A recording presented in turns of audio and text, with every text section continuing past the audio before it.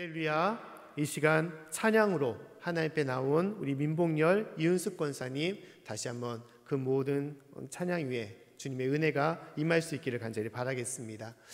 이외에도 우리 찬양으로 함께 하실 분들은 교육자들에게 연락 주셔서 우리 같이 또 하나님께 찬양으로 영광 돌리는 삶이 되기를 바라겠습니다.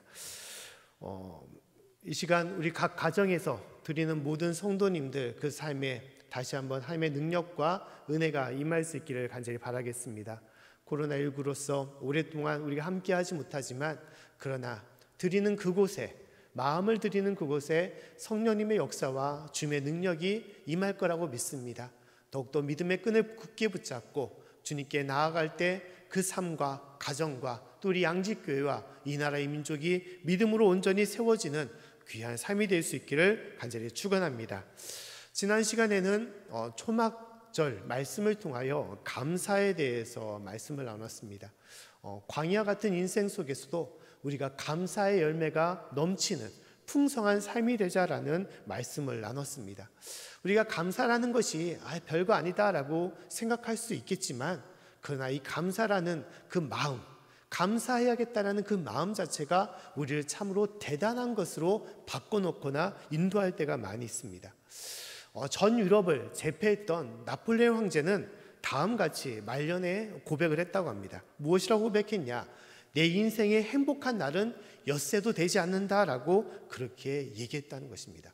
반면에 일평생 장애로 온갖 고난과 또한 고통을 당했던 헬렌 켈러는 무엇이라고 고백했냐? 그 말년에 고백하기를 내 평생 행복하지 않은 날은 한 날도 없었다라고 얘기를 하고 있다는 거예요.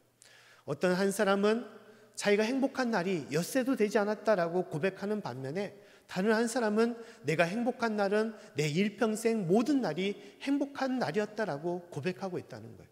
특히 행복하지 않았다라는 사람은 모든 것을 다 가진 사람인 반면에 모든 날이 행복했다고 하는 사람은 일평생 아픔과 장애로 인해서 힘들었던 삶을 살았던 사람이었다는 것입니다. 이렇게 두 인생이 갈라진 큰 차이점은 무엇이냐? 바로 감사라는 거예요. 감사하는 마음을 가진 사람은 그 인생이 풍성한 인생이었음을 고백하는 반면에 감사의 마음이 없어졌던 사람은 행복도 없어지고 있음을 얘기하고 있다는 것입니다. 이런 말이 있습니다. 감사의 분량이 행복의 분량이다라고 얘기를 하고 있다는 거예요. 감사가 많을수록 행복도 많아지는 것이고 감사가 줄어들고 사라질수록 행복도 줄어들고 사라진다는 것입니다. 우리 인생에 행복을 좌우하는 것은 감사임을 말하는 것입니다. 그만큼 감사라는 것은 참 중요한 것임을 우리는 잊지 말아야 되는 것입니다. 그런데 감사의 중요성을 우리는 참 잘 알면서도 그렇게 행하지 못할 때가 참 많이 있습니다. 그래, 감사해야지, 감사하며 살자 하면서도 한순간에 감사를 잊어버리고 살 때가 많이 있죠. 대신에 우리의 말 속에는 어렵고 힘들 때일수록 아이고 죽겠다, 아이고 힘들다, 아이고 못 살겠다라고 얘기를 할 때가 많이 있습니다. 감사하는 소리보다 감사하지 못하는 일들이 많아질수록 그러한 고백들을 더 하게 되는 것이죠. 그럼 우리가 좀 더 힘을 내서 감사하며 살아갈 수 있는 방법은 없을까? 자연스럽게 내 입술을 통하여 감사합니다, 하나님 고맙습니다, 하나님 찬양합니다 라고 할 수 있는 그런 고백이 넘쳐날 수 있는 그런 방법은 없을까? 자, 오늘 말씀 보면 다음같이 하나님께서는 말씀을 하고 있다는 거예요. 감사가 넘치게 하기 위해서는 믿음의 뿌리를 굳게 박아라라고 말씀을 하고 있다는 것입니다. 우리 6절부터 7절까지의 말씀을 같이 한번 읽어보도록 하겠습니다. 자, 시작. 그러므로 너희가 그리스도 예수를 주로 받았으니 그 안에서 행하되 그 안에 뿌리를 박으며 세움을 입어 교훈을 받은 대로 믿음에 굳게 서서 감사함을 넘치게 하라. 아멘.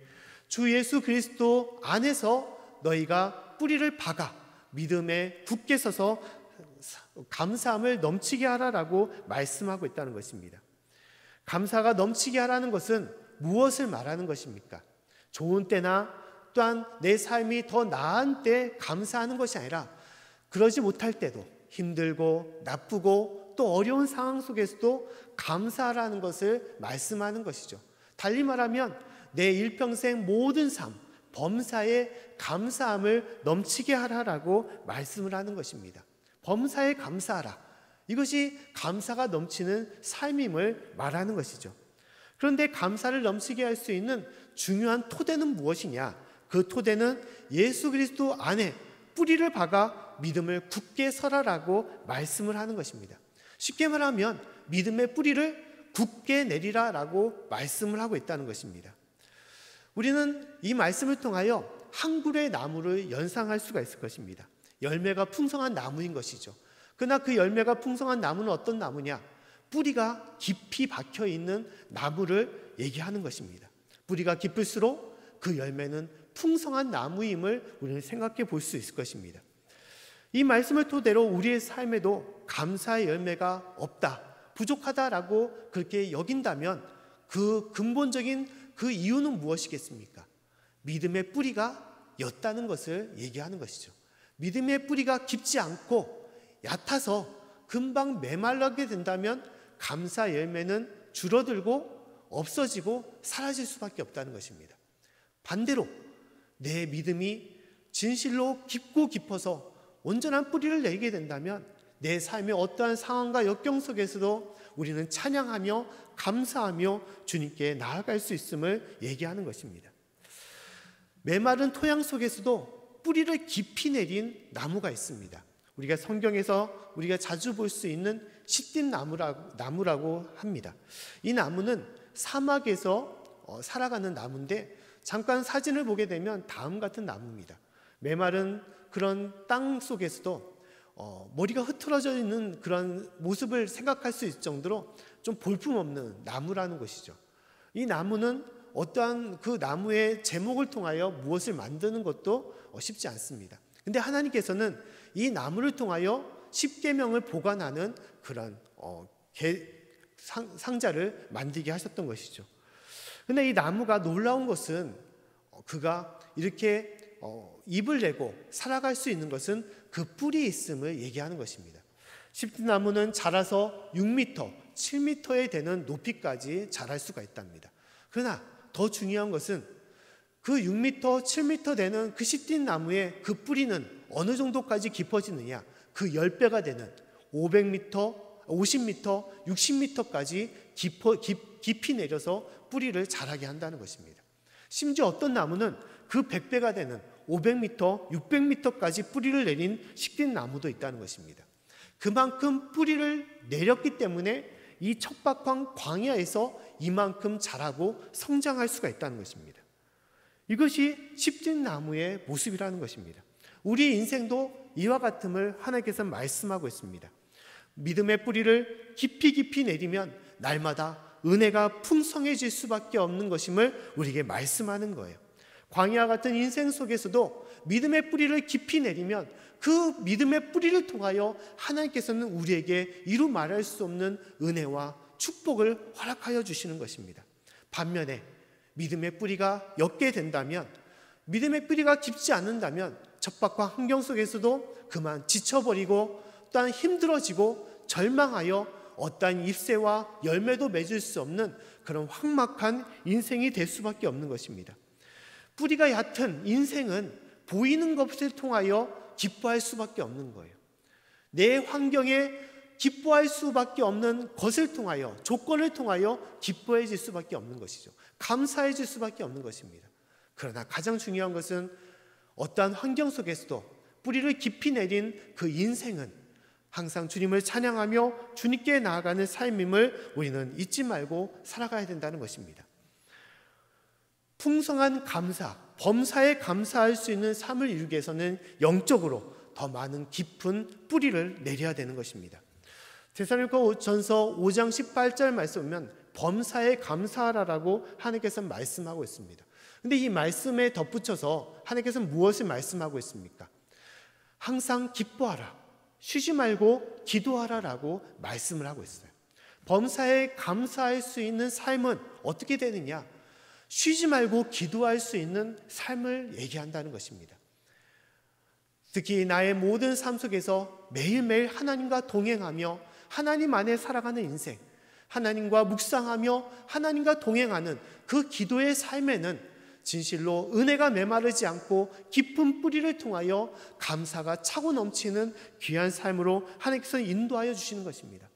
그래서 우리는 매일매일의 삶 속에서 믿음의 뿌리를 받고 감사의 기도로 하나님께 나아가야 되는 것입니다.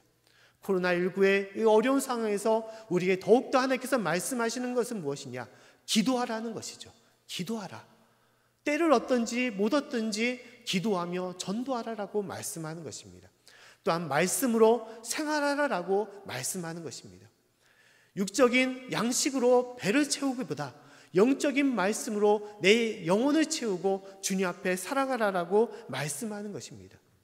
찬양하며 기도하며 말씀으로 또한 사명으로 살아갈 때 그 인생은 믿음의 뿌리가 깊이 박혀있는 삶임을 우리는 깨달아야 되는 것입니다. 그 인생이 하나님의 은혜로 살아가는 인생임을 우리는 잊지 말고 나아가야 되는 것입니다. 특히 우리는 덧붙여 매일매일 감사의 고백을 할 수 있어야 되는 것입니다. 작년에 감사 노트에 대해서 제가 말씀을 드렸습니다. 우리가 감사의 생활화가 되지 않으면 의도적으로라도 감사 일기를 적듯이 감사 노트를 적는 것이 중요하다라고 얘기를 하는 것이죠. 매일매일 나의 삶에서 감사한 것이 무엇인지 5가지 이상씩 적는 것, 그것이 감사의 생활화가 되는 것이고 감사가 메마르지 않는 삶이 되는 것입니다. 우리에게 주신 모든 삶을 채워주신 하나님을 다시 한번 떠오르며 그 은혜로 나아가는 지름길이 될 수 있게 하는 것입니다. 특히 믿음의 고백, 감사의 고백은 황무한 삶을 풍요롭게 만들 뿐만 아니라 그 감사의 고백이 감사의 열매를 맺게 하는 삶이 되게 하는 것입니다. 감사하니 감사가 되는 그런 삶으로 이끌어 주는 것입니다. 2차 세계대전 때 폴란드에 유대인을 숨겨진 제목으로 독일의 포로 수행소에 감금된 코린 데붐이라는 여사가 있습니다. 근데 이 여사가 숨겨놓은 성경책을 보면서 이 데살로니가 전서의 말씀을 보게 되었습니다.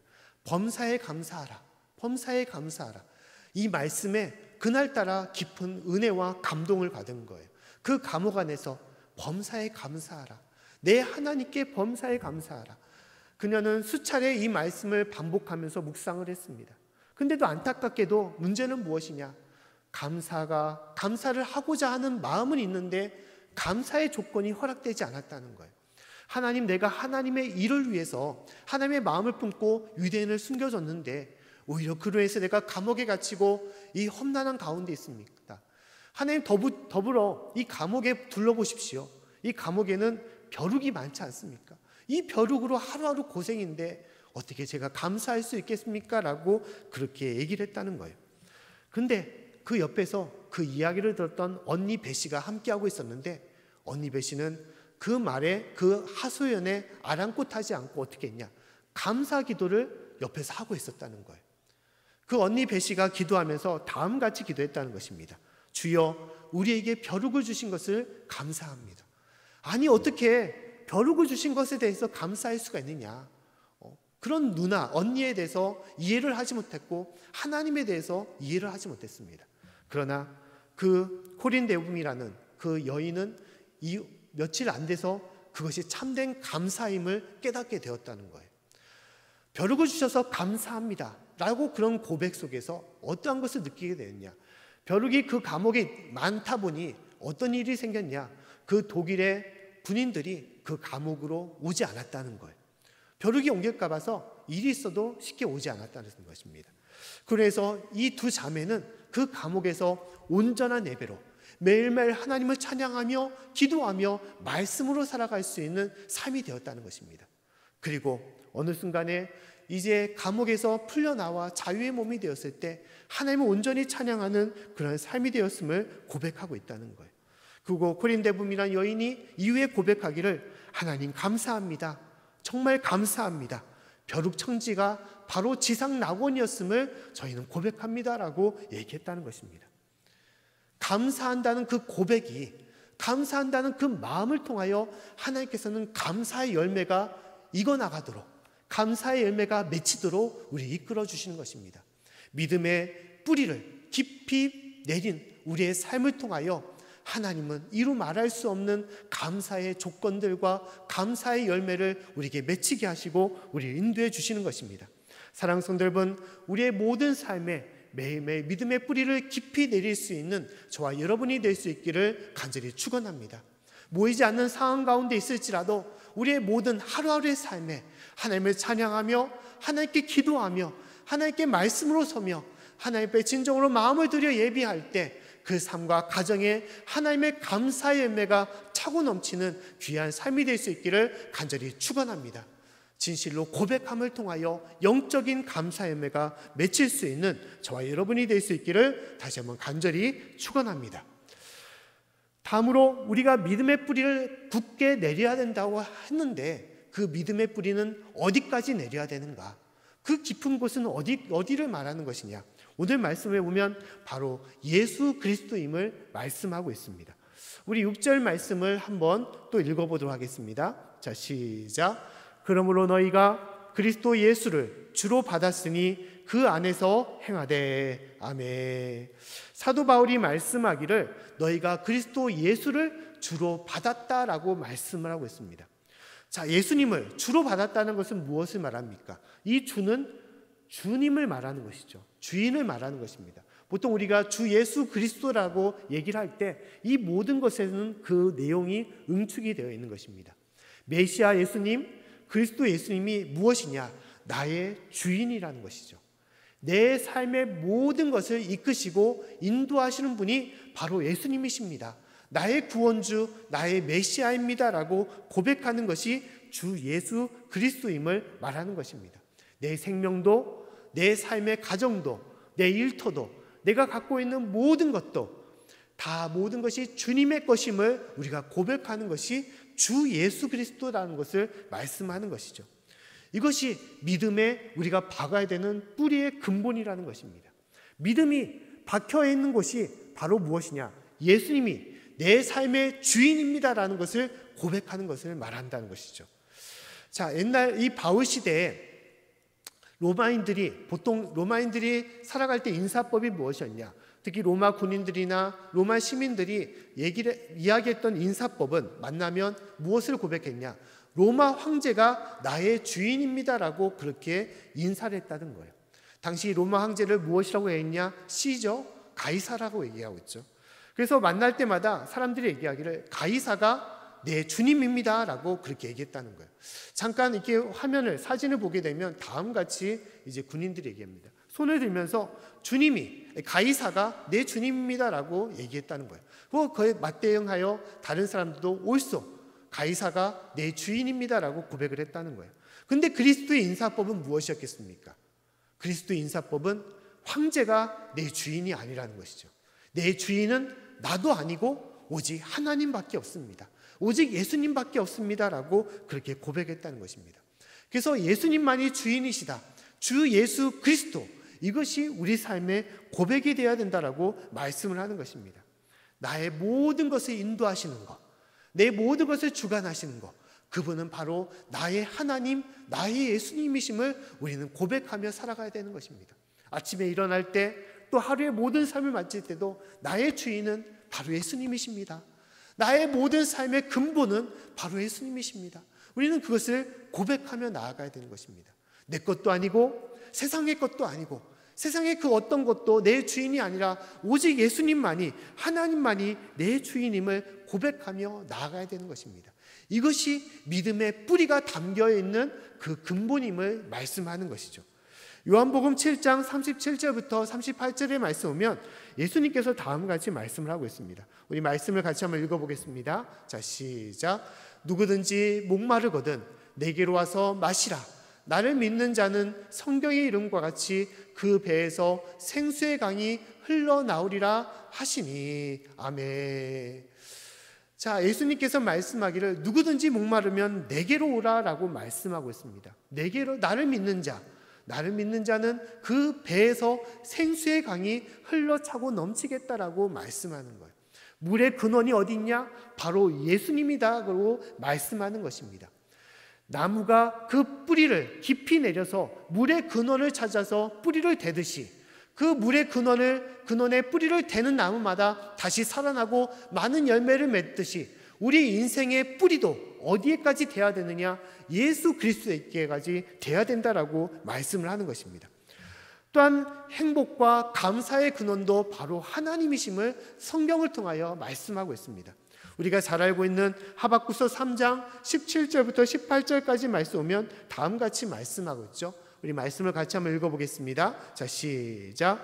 비록 무화과 나무가 무성치 못하며 포도나무에 열매가 없으며 감람나무에 소출이 없으며 밭에 식물이 없으며 우리의 양이 없으며 외양간에 소가 없을지라도 나는 여호와로 인하여 즐거워하며 나의 구원의 하나님을 인하여 기뻐하리로다. 아멘.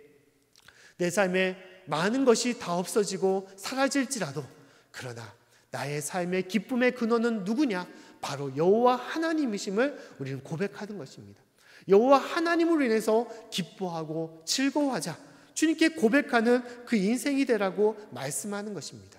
식딩나무의 그 뿌리가 500m, 600m까지 뻗어서 물의 근원에 맞닿아서 살아나듯이 우리의 인생의 뿌리도, 믿음의 영적인 뿌리도 오직 하나님께, 오직 예수님께 담겨야만이 우리가 살아날 수가 있고 우리가 풍성해질 수 있고 우리가 참된 행복의 삶으로 나아갈 수가 있는 것입니다. 사랑하는 성도 여러분, 믿음의 뿌리가 주님께 맞닿아서 주님 앞에 감사가 풍성할 수 있는 저의 삶이 될 수 있기를 간절히 축원합니다. 절대적인 믿음으로 넘치는 감사, 절대적인 감사가 우리 가운데 이루어지는 것입니다. 진실로 믿음의 뿌리가 주님 앞에 맞닿을 때 우리가 아무리 칠흑같이 어둡고 험난한 가운데 있을지라도 우리는 감사할 수가 있는 삶이 되는 것입니다. 단순한 어려움이 아니라 절망적인 순간, 모든 삶을 다 내려놓고 싶은 그 삶일지라도 오직 여호와 하나님을 통하여 또 예수님을 통하여 우리는 그 삶 속에서도 감사하며 찬양할 수가 있는 것입니다. 그 대표적인 사람이 바로 오늘 말씀에 있는 사도 바울이었습니다. 믿음의 뿌리를 깊이 내려서 내가 감사가 넘치게 하라는 이 사도 바울이 그러한 삶을 살았다는 거예요. 그 대표적인 것이 신라와 함께 디모데에서 감옥에 갇혔을, 빌립보에서 감옥에 갇혔을 때임을 말씀하는 것이죠. 모진 매를 맞고 또 하나님의 일을 감당함을 통하여 감옥에 갇혔음에도 불구하고 그는 불평과 불만이 아니라 그 속에서도 하나님을 감사하며 찬양했다는 것이죠. 이 죄인을 살려주시고 이 죄인을 이끌어주시고 주님의 일꾼으로 서주신 것을 감사합니다. 이 지옥에 빠져 심판받을 마땅한 죄인을 하나님 살려주셔서 감사하고 주님의 일을 감당함을 통하여 또 고난의 길로 십자가의 길로 가게 하심을 진실로 감사합니다라면서 주님을 찬양하며 나아갔던 것입니다. 이것이 참된 감사와 절대적인 감사임을 우리에게 말씀하는 것입니다. 하나님의 은혜가 우리 가운데 풍성하면 그 어떠한 시련도 우리를 감사의 길로 막아서지 않고 우리 참된 길로 이끌어 주시는 것입니다. 또한 우리 삶에서도 대표적인 것이 우리가 손양훈 목사님이시죠. 두 아들을 잃고 그 절망적인 진실로 창자가 끊어지는 그 아픔 속에서도 손양훈 목사는 10가지의 감사로 하나님께 나아갔습니다. 이것이 절대적인 믿음을 통하여 절대적인 감사를 낳게 되는 삶의 모습인 것이죠. 또한 절망적인 상황에서도 하나님을 찬양했던 그런 사람이 있었습니다. 그 대표적인 것이 오늘 우리가 알고 있는 찬송가 470장에 있는 찬송의 시임을 말하고 있습니다. 내 평생에 가는 길, 내 영혼 평안해라는 그런 찬양입니다. 이 찬양의 작사가는 누구냐? 호레시오 스페포드라는 그런 변호사였습니다. 미국 시카고에서 하나님을 독실하게 믿었던 크리스찬일 뿐만 아니라 또 하나님의 일을 감당했던 그런 변호사였습니다. 시카고에 큰 화재가 일어났을 때 많은 믿는 자들, 어려운 사람들을 돕느라 동분서주로 뛰어다니면서 그 일을 열심히 행했던 사람입니다. 그런데 안타깝게도 그 와중에 장남이 큰 전염병으로 해서 목숨을 잃게 되었습니다. 이제 그 아내가 큰 상처와 아픔 가운데 있었던 것이죠. 그래서 그 아내를 먼저 요양을 보내기 위해서 멀리 있는 영국으로 떠나보내게 되었습니다. 왜냐하면 그곳에서 이제 이 시카고에 떠나게 되면 이제 마음이 여유를 갖게 되며, 또한 미국에는 무디 목사님이 계셨기 때문에 그 무디 목사님의 집회에 참여하면서 영적으로 충전을 받고자 아내를 영국으로 보내게 되었던 것입니다. 그런데 아내뿐만 아니라 함께 했던 딸 넷을 같이 보내게 되었습니다. 그리고 놀랍게도 아내가 그곳에 도착한 후에 전보를 보냈는데, 무슨 전보냐, 배가 바다 위를 가다가 큰 다른 배하고 부딪혀서 그 여객선이 침몰이 되었다는 거예요. 그리고 그 침몰된 그 사건을 통하여 사랑하는 딸 넷을 다 잃고 오직 아내만 목숨을 보존하여 영국으로 갔다라고 전보가 날아갔다는 것입니다. 그리고 스패포드는 이 영국을 향하여 이제 가게 되었습니다. 바다 위를 갈 때 선장이 그곳에 침몰되었던 그곳을 안내해 줬던 거예요. 그리고 스패포드는 그 바다를 보면서 무한한 눈물을 흘리게 되었습니다. 이곳에서 내 진실로 내 목숨보다도 귀한 딸 넷을 다 잃게 되었구나. 참으로 많은 눈물과 아픔 가운데 스패포드는 있었다는 것입니다. 한참을 울고 한참을 힘들어하면서 그 위에 바라봤을 때 그 눈에 들어왔던 것은 하나님께서 지으신 모든 만물이 다 들어왔다는 거예요. 하늘과 바다와 그 속에 있는 모든 만물을 그는 바라보면서 그가 깨달았던 것은 무엇이냐, 이 모든 것이 바로 하나님의 것이구나라는 것을 다시 한번 느끼게 되었다는 것입니다. 모든 만물이 하나님의 것이고, 또한 심지어 내 생명도 하나님의 것이며 내 자녀들도 하나님의 것이구나라는 것을 그는 알게 되었다는 것입니다. 하나님께서 나에게 이 귀한 딸들을 보내고 다시 한번 하나님께서 그 귀한 딸들을 거두셨다는 것, 그것을 어찌하여 부족한 내가 막을 수가 있겠느냐. 그러면서 다시 한번 하나님의 그 역사를 바라보면서 그는 오히려 그 가운데 이루 말할 수 없는 평안함과 하나님의 은혜를 그는 경험하게 되었다는 거예요. 그 속에서 그가 찬양했던 시가 바로 470장 이 찬양시였다는 것입니다. 1절과 2절 말씀 오면 2절의 찬양을 보게 되면 다음같이 얘기하고 있죠. 내 평생에 가는 길 순탄하여 늘 잔잔한 강 같든지 큰 풍파로 무섭고 어렵든지 나의 영혼은 늘 편하다. 내 영혼 평안해. 내 영혼 평안해. 2절의 말씀에 보면 저 마귀는 우리를 삼키려고 입 벌리고 달려와도 주 예수는 우리의 대장 되니 끝내 싸워서 이기겠네. 내 영혼 평안해. 내 영혼 평안해.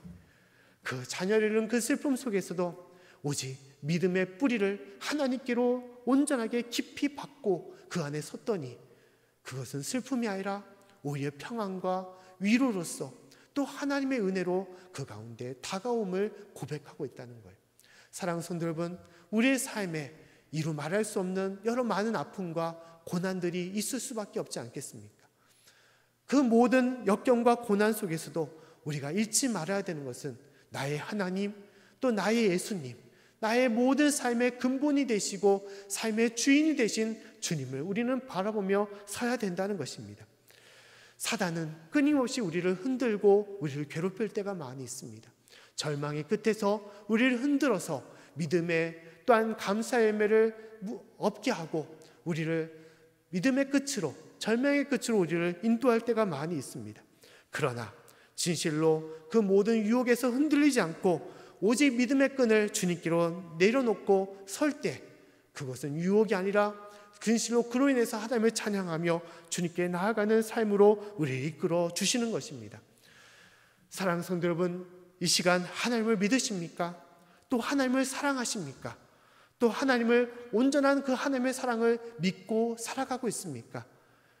그렇다면 그 은혜로서 감사하며 찬양할 수 있는 저와 여러분이 될 수 있기를 간절히 축원합니다.